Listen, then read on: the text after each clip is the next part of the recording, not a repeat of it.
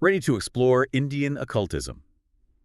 Buckle up as we deep dive into occult science in India. We're great to be here. We've got excerpts, and honestly, it's wild. It's ancient practices, philosophy, even magic, like fakir stuff. We're Yeah. going to unlock those secrets. Yeah, it's a tradition that goes back thousands of years, and the knowledge is carefully guarded, passed down through initiation. It's a chance to understand how these ancient Indian thinkers viewed the universe, the soul, even reality itself. Right from the start, the book lays out this path of initiation. It's not a quick thing. You're talking about lifelong dedication to even get close to these occult secrets. What hit me was how it starts young childhood rituals, basically shaping you for deeper knowledge. It's true. It's amazing how those rituals aren't just symbolic, They're designed to actually refine awareness and make you ready for what's coming. Like the Upanayana, right? It's a young Brahmin's entry into the spiritual life. Purification ceremonies, sacrifices to the ancestral spirits, they call them pitris, and get this a fire that has to keep burning. If it goes out, bam, harm to the initiate. Shows how seriously they took this commitment. It's about being twice born, right? Once into the material world, then again spiritually. It's a total shift in awareness, starting that journey to transcend limitations and unlock your soul's potential. Not just sitting around either. You've got Sandhya, these daily practices, rituals, and prayers that get tougher as you go. There are even specific instructions on how to approach a tree for purification. Exactly. The book then gets into the three main degrees: grihastas, purahitas, and fakirs. Each one, a different way to use this occult knowledge. Like a system almost. Yeah, the grihastas, they're about keeping society in harmony. The purahitas, they're dealing with the unseen, ceremonies, exorcisms, stuff like possession. And then the fakirs, they're the ones people recognize, showing off their power. Interesting how they separate how you use knowledge depending on your degree. But the book makes it clear, true initiation goes beyond these stages. Like if you want the deep stuff, that's a whole other level. Definitely. And to get to the higher knowledge, it's intense. 10 years of study, self-discipline, before you even get close to the real mysteries. It's not just techniques, it's about changing who you are inside. Which is where nirvana comes in, right? Yeah. Detachment from worldly desires, that seems key. Exactly. Imagine detaching from possessions, limited interactions, even avoiding places because they're spiritually disruptive. Yeah. All to weaken the hold of the material world so you can perceive similar realities. Shows how committed you got to be. And this is where it gets really wild. Now the book starts revealing the core teachings, the stuff about the fundamental forces shaping reality. Teachings reserved for the most dedicated initiates. One of those core concepts is agasa. It's this pure, vital fluid that permeates everything, the source of every force in nature. Like a universal energy. The book claims that if you master this agasa, you can communicate with spirits, affect stuff happening far away, even make plants grow faster. It does sound pretty incredible. And the rituals are something else. Detailed instructions on how to create a new body. For yourself and the spirits you're calling on. It is a fascinating concept. They also talk about this frontal sign you draw on your forehead. Yeah. The mark of the highest initiation, and the importance of mantras too. Mantras are believed to be vibrational tools that resonate with specific energies. So chanting them correctly aligns you with these energies and you get results. They mentioned Agnim Pabdatra and Jum, for example. That's right. It's amazing how they blend profound philosophy with stuff that, I gotta admit, sounds like magic to me. And there's this other part. They connect Indian occultism to, get this, Jewish Kabbalah. Yeah, maybe these ideas aren't so unique to India after all. The parallels with Kabbalah are striking. Like the Pitris, those ancestral spirits, are similar to the mediating spirits in Kabbalah, right? It's almost like these traditions, even though they developed separately, came to some of the same understandings about, the universe's basic nature. It really does make you wonder if there are universal truths that go beyond cultural boundaries.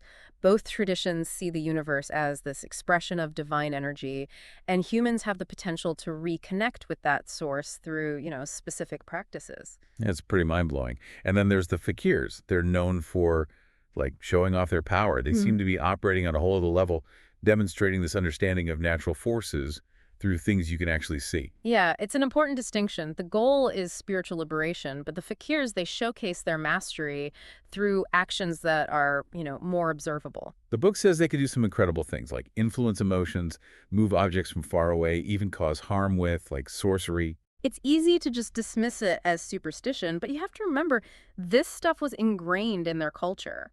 The book treats it as a real part of their understanding of the world. Like Dacha, the evil eye. That belief that a look can harm you, it's everywhere, and they even have rituals, errati, to fight it. It does make you wonder, could some of this magic, even if we call it that, be based on stuff we just don't get yet? Right. It's a thought-provoking idea, and they really wove it into their lives. The book talks about people putting up poles with whitewashed vessels in their fields to, like, distract the evil eye, protect their crops. It shows how integral these beliefs were. Occult science in India really opens your mind to a whole world of possibilities, makes you question what we think we know about reality, what might be possible. It's like it's inviting us to, delve deeper into the mysteries of the universe, maybe even our own potential. It has been incredible so far. We've covered rituals, initiation, deep philosophy like Agasa and the Pitris, even touched on the fakir's world. But we're just getting started. There's so much more to unpack. We've only scratched the surface of the secrets hidden within occult science in India. Hmm. One thing that really struck me reading occult science in India is that it's not just like airy-fairy concepts. They really focus on how you use these teachings, like practically, to deal with life's challenges and ultimately reach liberation. Yeah, for sure. The book gives you a framework for understanding reality, but it also gives you tools for personal transformation. And it's not afraid to get into the dark stuff either, Mm. like sorcery, where someone might use this knowledge to hurt others. That's where black magic comes in, right? It's manipulating Agasa for selfish reasons or to harm someone. The book talks about sorcerers using all sorts of techniques to mess with people, cause bad luck, even death. Some of the rituals they describe are pretty creepy, gotta say.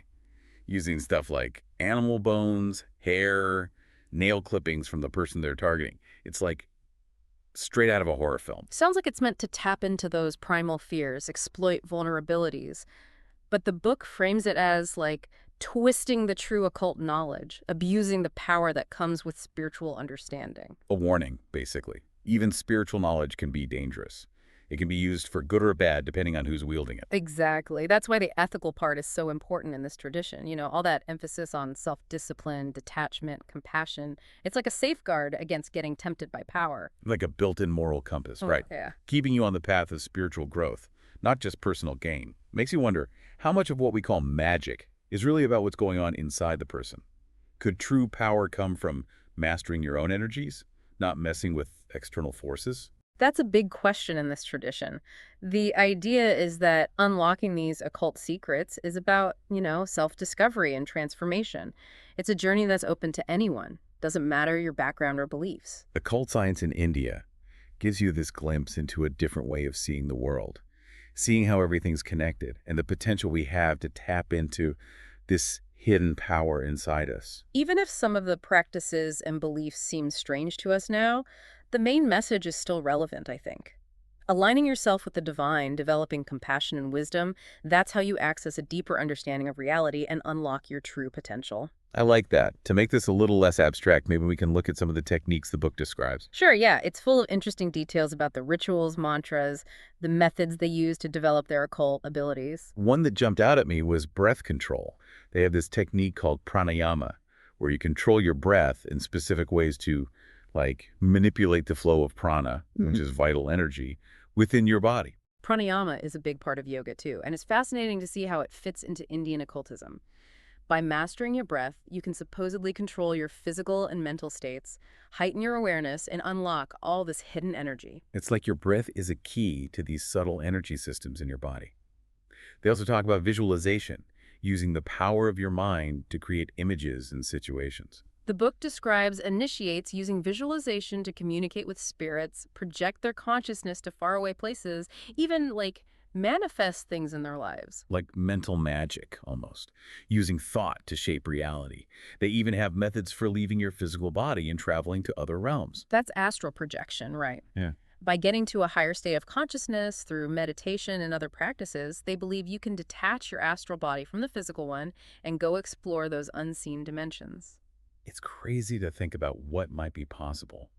But the book is also careful to warn about the dangers, emphasizing the need for guidance and being prepared. It's not something to mess around with. No, definitely not. These techniques can be powerful, but also risky if you approach them with the wrong mindset or without the right training. The text stresses how important it is to have a strong ethical foundation and really understand the principles at play. Again, it comes back to that idea true occult knowledge isn't about just gaining power, but about using it responsibly, ethically. And recognizing that everything's connected. The book says that our actions, both physical and mental, have effects that go out into the universe. By mastering yourself, you can learn to influence the world around you in a positive, harmonious way. It's a beautiful vision. It makes you rethink those everyday perceptions. Occult science in India shows us a world where the lines between physical and spiritual, seen and unseen, they kind of blur. It's like an invitation to explore those hidden parts of ourselves, to see the power within and use it to create a more, I don't know, enlightened and compassionate world. An invitation worth considering. To bring things back down to earth a little, let's look at some specific examples of the occult practices they describe. The book's full of them, and these concrete examples can really help us appreciate how complex this tradition is. One that I found interesting was the use of talismans and amulets. The book talks about how initiates would make these objects, putting specific energies and intentions into them to get certain results. Talismans and amulets have been around for a long time in lots of cultures. It's interesting to see how they fit into Indian occultism. The book suggests they work like focal points for energies, amplifying the wearer's intention and affecting the world around them. Like channeling the power of symbols and intention to create actual change. There's also the use of yantras, those geometric diagrams that are supposed to hold specific vibrational frequencies. Yantras are fascinating. They're like visual representations of mantras, each one designed to resonate with a particular energy or deity. By meditating on a yantra, you could align yourself with that energy and access its power. It's like tuning in to a specific frequency in the universe using these geometric patterns. Exactly. And the book goes into detail about preparing and using herbal concoctions, performing elaborate rituals, even specific hand gestures, they call them mudras, to channel energy and influence those subtle forces of nature. It's really remarkable how this tradition combines so many different things. Physical, mental, and spiritual. It's a whole system for interacting with the world. It's a system that recognizes how multidimensional reality is, that there are forces at work beyond what we usually see. It suggests that by understanding these forces, we can unlock our potential and gain more control over our lives. It's both empowering and humbling, right? Empowering because it says we're not just victims of fate, we can shape our reality.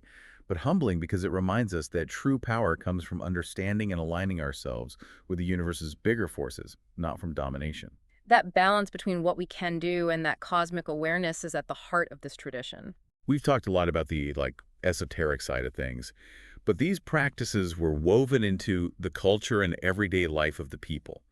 They weren't just theories. They were lived experiences that shaped how they saw the world. You're right. It's easy to focus on the mystical stuff, but we have to remember the historical and social context. The book touches on that, talking about how occult beliefs affected everything. Social customs, religious ceremonies, even how they approached healing and protection. Like the evil eye, right. It wasn't just a superstition. It affected how people behaved, how they interacted, the precautions they took. It even influenced the design of their homes and villages. They'd incorporate specific architectural features, use colors and symbols to ward off negative energies. It was a way of making those occult principles part of daily life. And it wasn't just about protection, it was about attracting blessings and good fortune, too. People would consult astrologers for lucky dates, perform rituals to appease the gods, use talismans to bring wealth, health, and happiness. It's fascinating how those beliefs weren't just for a select few.